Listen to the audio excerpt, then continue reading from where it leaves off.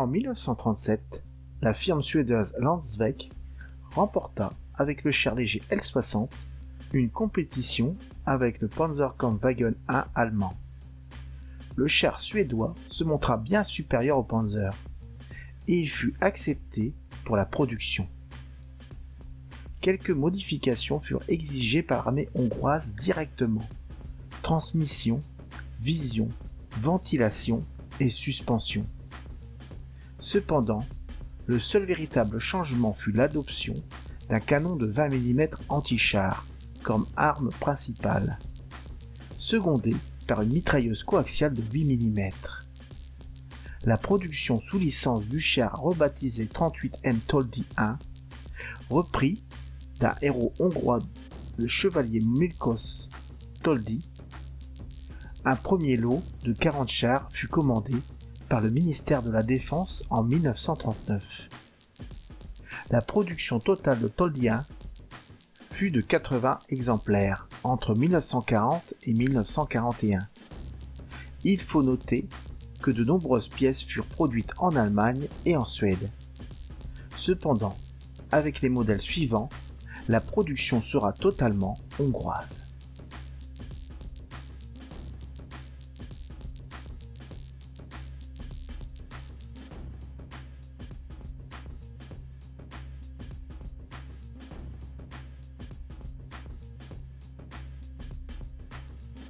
L'équipage du Toldy est de 3 hommes. Le pilote était assis à gauche, dans le compartiment de conduite. Son poste faisait saillie sur le glacis avant et était parfaitement visible. Il était muni de fentes de vision, dont une plus large munie d'un clapet. La tourelle du Toldy 1 accueillait les 2 autres membres de l'équipage, le commandant et le canonnier. L'accès à la tourelle se faisait via les 2 trappes latérales de la tourelle et par la coupole sur le toit. Le tireur disposait d'un périscope rotatif sur le toit de la tourelle.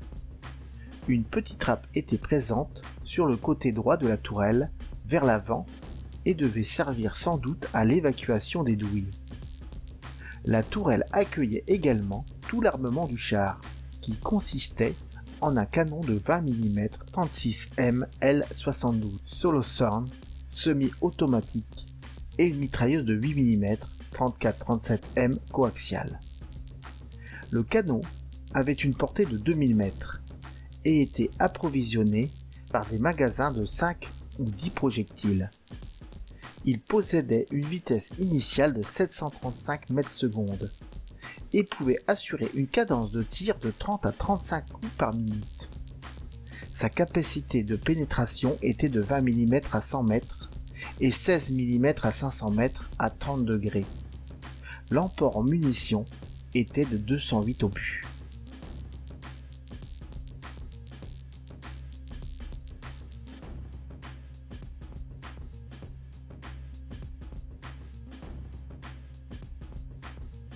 La tourelle du Toldy 2A fut légèrement modifiée pour accueillir le canon de 40 mm 37-42M. Le coffre installé à l'arrière faisait office de contrepoids. L'emport de munitions était de 55 obus de 40 mm. La capacité de pénétration de ce canon est de 30 mm à 30 degrés. Le compartiment moteur à l'arrière du char accueillait le moteur essence germano-suédois Bossing-Nag Volvo V8 à refroidissement par eau. D'une puissance de 160 chevaux, il équipa la plupart des chars Toldy, sauf le dernier modèle, qui fut équipé d'un moteur essence hongrois Ganz 8 cylindres, développant 155 chevaux. Les 2 moteurs avaient des performances analogues et permettaient au char d'atteindre sur route 50 km/h, selon le poids du modèle, pour une autonomie variant entre 190 et 220 km. Le réservoir contenait 253 litres d'essence. Les performances tant en vitesse qu'en autonomie opérationnelle faisaient de ce char un excellent véhicule de reconnaissance.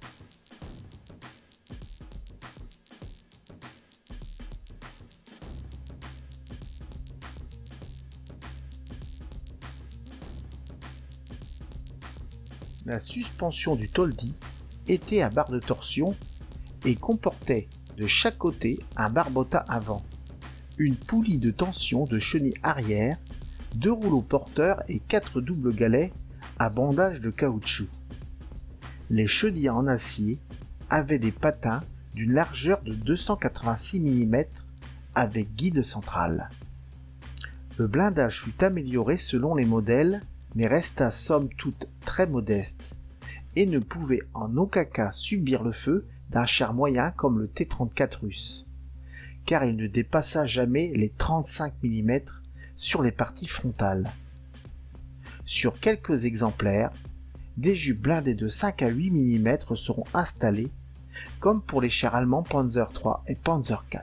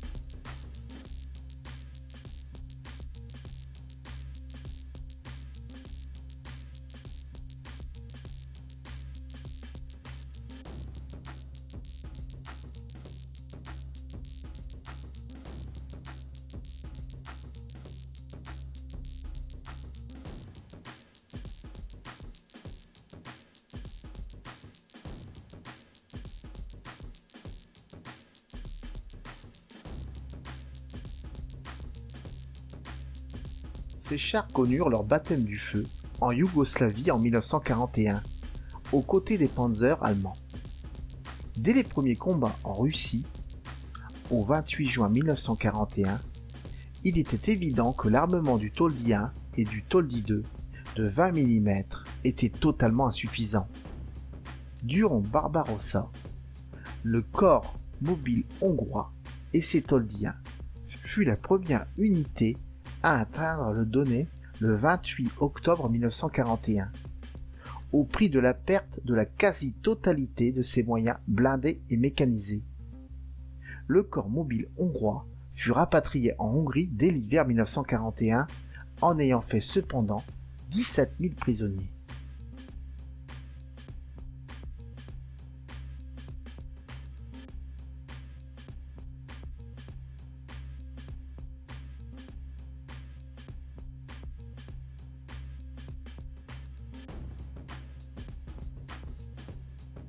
Le canon de 40 mm installé sur le Toldi 2A en 1943 apporta une certaine amélioration.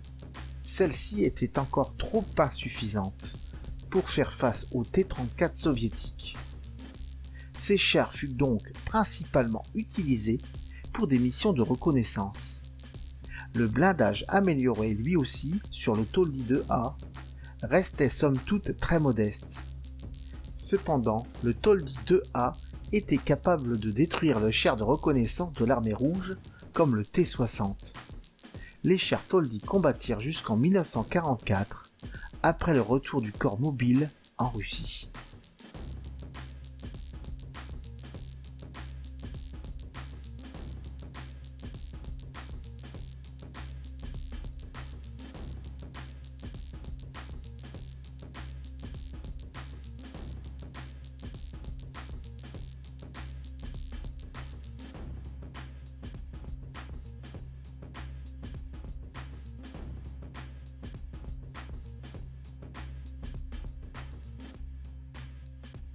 En décembre 1937, la firme tchécoslovaque Škoda était prête à travailler sur un char moyen basé sur le char léger LT VZ35. Elle commença à travailler sur 2 prototypes, mais ne fut capable d'achever le développement. Le char tchécoslovaque S2C pesait 16,5 tonnes et était armé d'un canon de 47 mm Škoda et de 2 mitrailleuses de 7,92 mm. Le blindage maximum était de 30 mm. Le moteur prévu devait développer 250 chevaux et permettre une vitesse maximum de 50 km/h.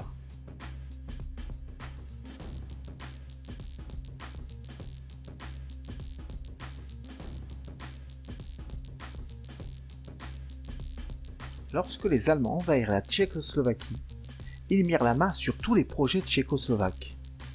Les Allemands terminèrent le développement du S-2C sous le nom de T-21, puis conçurent un nouveau prototype amélioré le T-22. Les Allemands ne voulurent pas de ce char pour leur propre usage et cédèrent 2 prototypes du T-22 à la Hongrie en 1941. Les ingénieurs augmentèrent le blindage frontal de 50 mm et remplacèrent le canon de 47 mm par un canon de 40 mm Skoda A17. Le canon anti-char standard de l'armée hongroise à cette époque. Tout le changement opéré par les Hongrois firent porter le poids à 18 tonnes.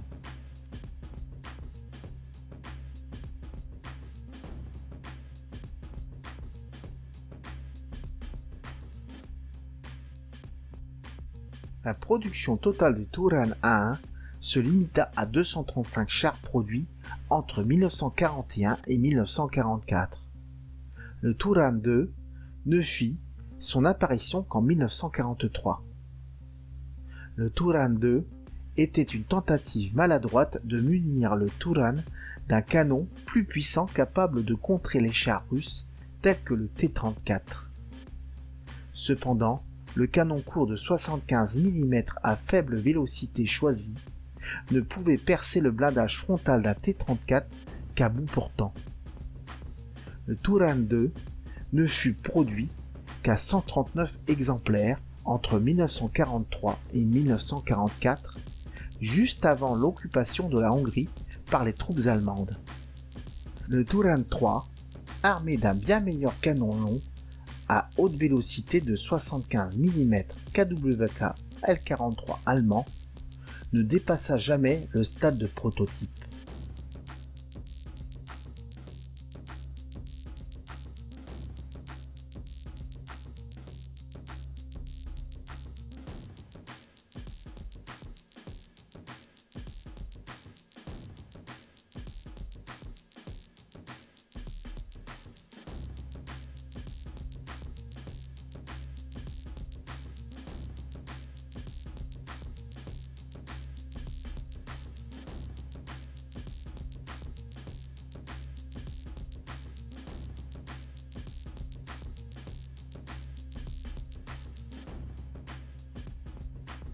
L'équipage de Touran est de 5 hommes. Le pilote était assis à droite dans le compartiment de conduite, alors que le mitrailleur de caisse était assis à sa gauche. Le mitrailleur actionnait une mitrailleuse de 8 mm montée sur rotule et protégée par un manchon blindé. Les lunettes de visée étaient situées sur sa droite, également protégées par un manchon blindé. Un périscope rotatif présent sur le toit de la superstructure complétait son dispositif de vision. Le pilote disposait également d'un périscope rotatif sur le toit de la superstructure. Il disposait aussi d'une petite fenêtre de route qui restait ouverte durant les transits et fermée en situation de combat. Pour ce cas, une fente de vision était située sur cette fenêtre. Un sabot de tir à l'arme individuelle, protégé par un capuchon blindé, était situé entre la fenêtre du pilote et la mitrailleuse de caisse.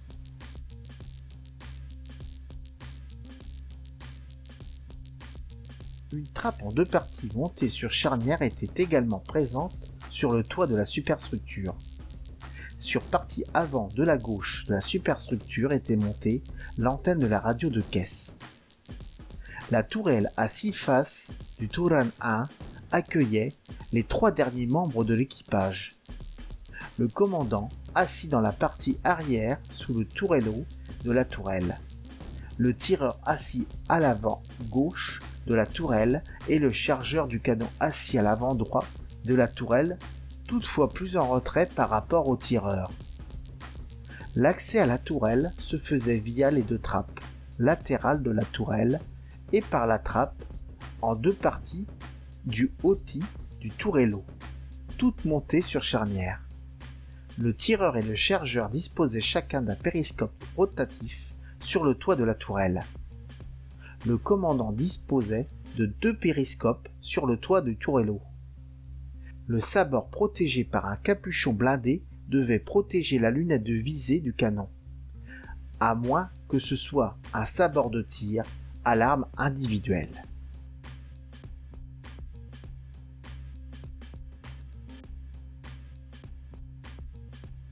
L'armement principal du Turan I était le canon de 40 mm 41 M40 51. Ce canon remplaçait le 47 mm prévu à l'origine par les Tchécoslovaques, car il était la version pour char du 40 mm Skoda A17, le canon anti-char standard de l'armée hongroise. De plus, il tirait les mêmes munitions que le 40 mm, lui aussi en service dans l'armée hongroise. L'armement était complété par une mitrailleuse coaxiale montée sur rotule, protégée par un manchon blindé. Sur les chars de commandement, un deuxième poste radio pouvait être installé à l'arrière de la tourelle. L'antenne était visible à l'arrière de cette dernière. Le Turan était propulsé par un moteur V8 essence Manfred Weisse développant 260 chevaux, qui permettait au Turan d'atteindre les 47 km/h sur route. Le groupe moteur était bien entendu installé dans le large compartiment arrière.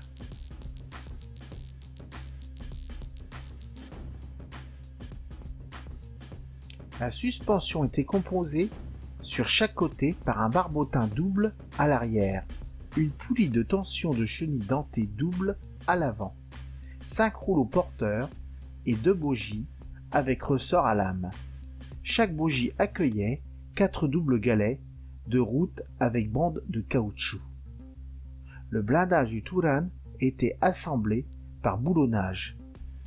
Il était épais de 50 mm à l'avant et 60 mm pour les derniers modèles, de 25 à 40 mm pour les autres parties verticales et de 8 à 25 mm pour les parties horizontales.